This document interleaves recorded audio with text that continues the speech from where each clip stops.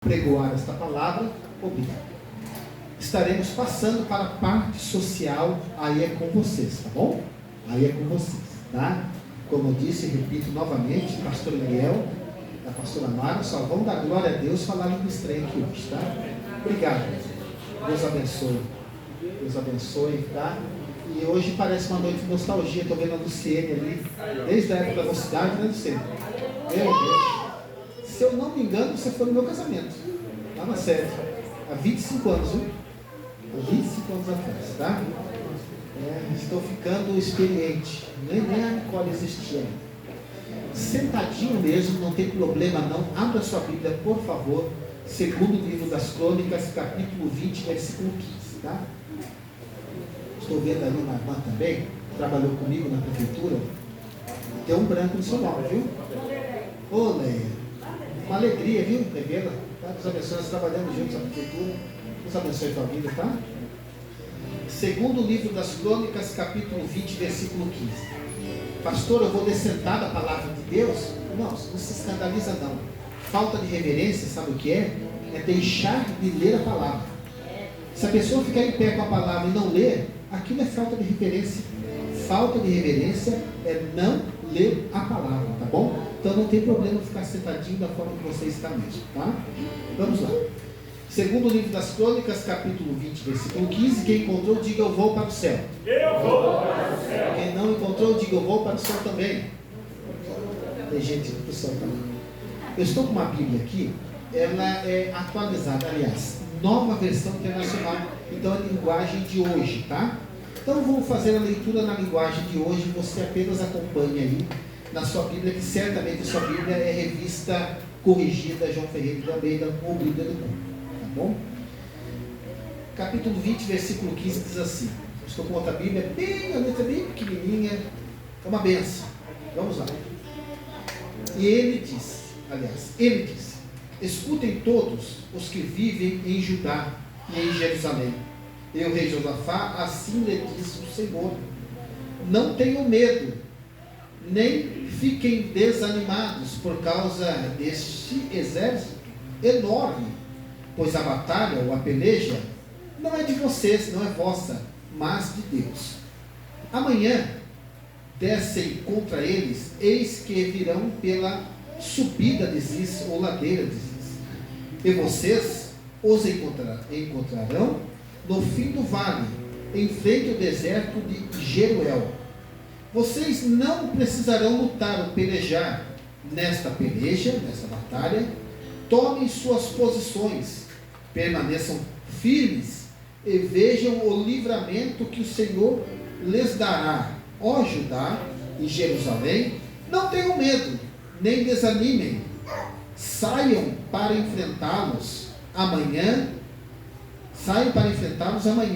e o Senhor estará com vocês, ou o Senhor estará convosco.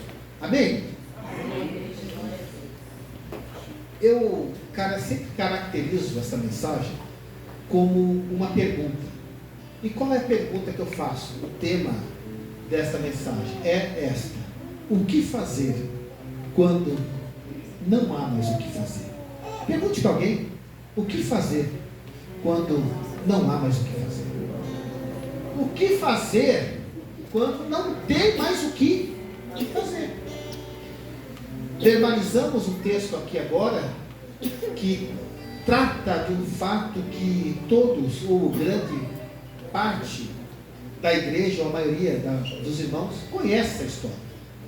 Israel, todos sabem, praticamente nasceu em guerra. Israel vive em guerra.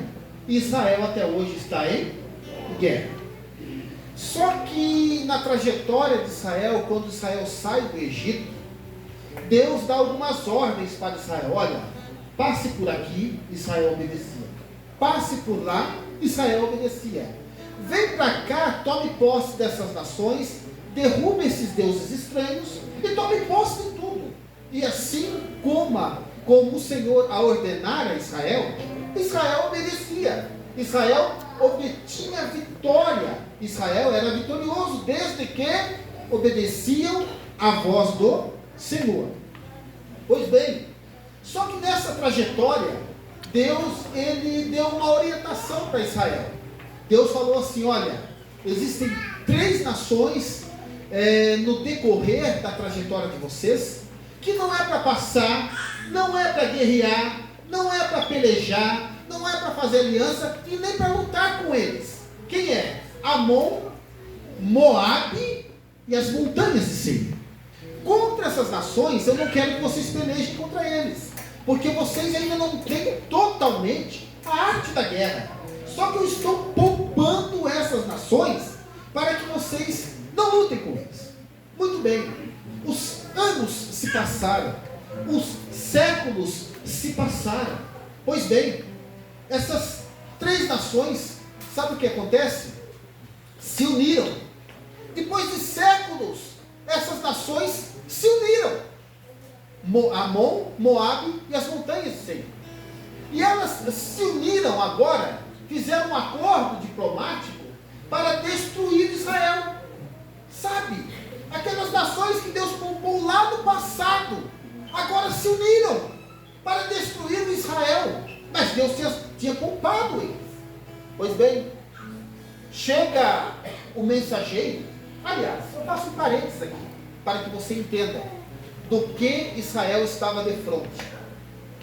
Essas 3 nações, quando eles se uniram, os seus exércitos eram tão fortes e poderosos, que eles pegavam outros exércitos e nações e poupavam, matavam tudo, dizimavam tudo, e poupavam as mulheres gestantes. Tem alguma gestante aqui ou não? Por enquanto, né? Tem uma? Oh, Deus abençoe a tua vida, viu? Em nome de Jesus, mamaram, né? Não. Muito menos irmã Viviane. Mas quem sabe eu profetizo que vai ter gestante aqui em nome de Jesus? Tem irmã que falou assim, lá para trás, pastor. Vamos lá, brincadeira à parte, entenda isso. Eles poupavam as mulheres gestantes das nações. Eles matavam todos os homens. Escravizavam, matavam reis, matavam os habitantes daquelas nações. Só que Amon, Moabe e as montanhas de Seir, eles poupavam as mulheres gestantes. Por que, pastor, eles poupavam as mulheres gestantes? Porque eram pessoas sanguinárias. Sabe o que eles faziam com as gestantes? Pegavam as gestantes de época, abriam o seu ventre, tiravam o feto ali a sangue frio, pegavam animais da época, animais selvagens da época, colocavam ali dentro do ventre da mulher, costurava sangue frio, sabe para quê? Para que o sofrimento e a morte fosse ainda maior. É com isso que Israel estava se deparando. Aí quando o mensageiro chega, quem era o rei daqui na época? Josafá. Quando o mensageiro chega para Josafá e fala: rei, majestade, está vindo 3 nações guerrear e pelejar contra o Senhor: Amon, Moabe e as montanhas de Seir. E eles estão próximos, majestade. Eles estão vindo e o rosto é de guerra. Eles estão vindo e são muitos. E eles vão nos matar. E a Bíblia, depois da sua casa, você vai ler, que no decorrer do texto, a Bíblia dá até os números. Era em média 6 soldados inimigos para 1 soldado israelita. Numericamente falando, não tem como nem começar a pelejar, nem começar a lutar. Só que o líder que estava na frente de Israel era o rei Josafá. O rei Josafá era um homem de oração. Ele não dava um passo sequer sem antes indagar a Jeová. Até a gente brinca, rei Josafá, o rei crente para arrebentar. Quando Josafá, ele escuta, quando ele ouve, ele tem a notícia negativa, a primeira coisa que ele faz é dar no pé, é pegar os seus pertences, vendo que vai morrer, fugir, tentar asilo político, como fez aquela mulher lá do Peru, que era corrupta e veio aqui ter asilo político no Brasil. Nada disso, ele poderia muito bem fazer isso. Mas sabe o que ele foi fazer? Primeiramente, ele foi pedir socorro ao Senhor Todo-Poderoso. Ele foi falar com Deus. Ele foi orar a Deus. Ele foi ter um particular, um diálogo íntimo com Deus. E a Bíblia diz qual foi a oração de Josafá. Josafá, ele falou assim: ah, Senhor, Deus de nossos pais. E eu acho lindo isso. Você sabe por que quando ele fala Deus dos nossos pais? Oh meu Deus, eu tenho mais 10 minutos de entrega, tá? Agora essa mensagem é longa, eu tenho 10 minutos aqui. Eu acho lindo quando ele fala Deus dos nossos pais. Porque quando fala o judeu, quando ele fala Deus de Abraão, ele está dizendo o Deus que faz a promessa. Quando ele fala Deus de Isaac, é o Deus que cumpre a promessa. E quando ele fala o Deus de Jacó, ele está dizendo é o Deus que faz viver a promessa. E assim ele orou: Deus de Abraão, de Isaac e de Jacó, não és tu Deus de Israel? Ele podia falar com Deus porque ele tinha comunhão. Não é tu Deus que poupou aquelas nações lá do passado? Lembra delas, Senhor. O Senhor poupou aquelas nações e agora aquelas nações se uniram, estão vindo para nos matar, a mim e ao teu povo também, Senhor. Assim diz a oração dele. Aí ele fala: Senhor, eu vejo que eles são maiores do que nós. Eu vejo que eles são mais poderosos do que nós. Eu vejo que eles têm mais força do que nós. Mas nós temos algo muito mais superior do que eles, que é o Senhor, que é o Senhor dos exércitos de Israel. Ele orou, Senhor. E o Espírito Santo enche meu coração para dizer a algumas pessoas aqui que acham, parece que Deus não ouve mais a minha oração. Ou o teu Deus, o meu Deus, o nosso conselheiro, ele ouve sim a sua oração. Minha bênção nunca chega, não chegou ainda, porque se ele der agora a bênção para você, você não vai saber administrar a tua vitória, e o bem mais precioso que Deus tem é você. É você. Ele ora a Deus, e Deus ouve a oração de Josafá. Que coisa linda, porque Josafá, ele ora ao Senhor, Deus ouve a oração de Josafá, aí Deus vai e usa um profeta. Deus chega e fala, e usa um profeta chamado Jaziel. Está no texto na sua casa, você vai ler. Deus chega para Jaziel e fala assim: Jaziel, meu filho, põe-te de pé que eu vou falar contigo. Jaziel pôs-se de pé: eis-me aqui, Senhor. Aí Deus fala para Jaziel desta forma: olha, diga para o rei Josafá, vai lá no palácio, vai lá no palácio. Ele foi até o palácio. Diga para o rei Josafá, isso é lindo, irmãos. Diga para o rei Josafá e toda a nação que não é para ele ficar com medo não, porque essa batalha, essa peleja não é dele mais não. Essa peleja agora é minha. Diga para Israel, diga Jaziel para Josafá, que eu ainda continuo como general desta nação, desse exército, que não me aposentei e que a minha espada ainda está em punho. Diga para eles que não é para ficar com medo não, porque sou eu que estou indo na frente dessa batalha. Irmãos, eu quero aqui fazer uma aplicação pessoal. Uma aplicação pessoal até um pouco dura. Nós estamos vivendo uma geração que só acredita vendo. Se esquece que Deus não se aposentou. Parece que Deus se aposentou, só vai fazer alguma coisa se eu... Olha, escute, entenda uma coisa. Deus ainda continua como o general do exército dele. Mas você tem que se posicionar como um soldado firme, que não arreta o pé. Sabe por quê? Problema. Se ele surgiu, é para você enfrentar e resolver. Não é para fugir dele não. O probleminha daqui, foge de lá. O probleminha de cá, foge de cá. Não deu certo do ministério aqui, eu vou para colar, e assim vai estar rodando em círculo. Mas vamos lá, porque meu tempo já foi. Vou fechar a Bíblia aqui. Tem muita coisa para falar, mas escute. Aí quando Deus chega para Jaziel e diz a mensagem, o povo entra em júbilo. O povo entra em alegria, porque eles estavam vendo a morte ali. O povo se alegra, só que tem uma coisa, Jaziel era um profeta novo. Já começando agora, como diz, nós dizemos, está começando agora. Aí sempre um levanta e fala, seu profeta, se a peleja, se a guerra, se a batalha é de Deus, o que nós devemos fazer? Eu abro um parênteses aqui. E não estão errados. Irmãos, entenda uma coisa. Às vezes tem pessoas que sobem na tribuna e falam, não estou dizendo que é errado, pelo amor de Deus, não é errado, mas é o excesso de humildade. Tem pessoas que sobem na tribuna do Senhor e falam assim, olha, se os irmãos esperar alguma coisa de mim eu não tenho nada, mas Deus tem. Opa, peraí, você não tem nada? Não está nem vivo? Não tem nada, desce daí que outro tem e vai falar. Sabe? Eu não sei porque eu estou dizendo isso. Se não sabe o que está falando, ó, quietinho, porque muita gente sabe o que Deus está falando, sim.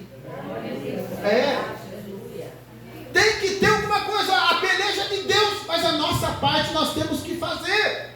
E o que devemos fazer então, profeta? O profeta enche o peito cheio de Deus e fala assim, está na Bíblia. Nesta peleja não é para afiar espada, não é para pegar lança, não é para pegar escudo, não é para pegar arma, nada disso. Opa, peraí, nós somos numa guerra e não é para fazer nada disso? Não, a ordem do Senhor é essa. Pegue todos os corais de Israel e desçam na peleja, na guerra, na batalha, louvando e adorando o nome do Senhor.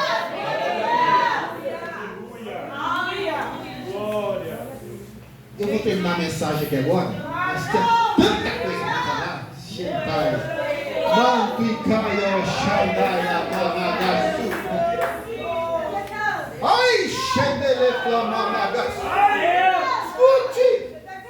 Escute! Quem é que vai diante de uma guerra sabendo que vai morrer cantando? Mas a ordem de Deus era para adorar. Tem momentos na nossa trajetória de vida que não é para encarar, não é para quem ri por último ri melhor, não é assim falar, eu vou falar isso, vai ver, não.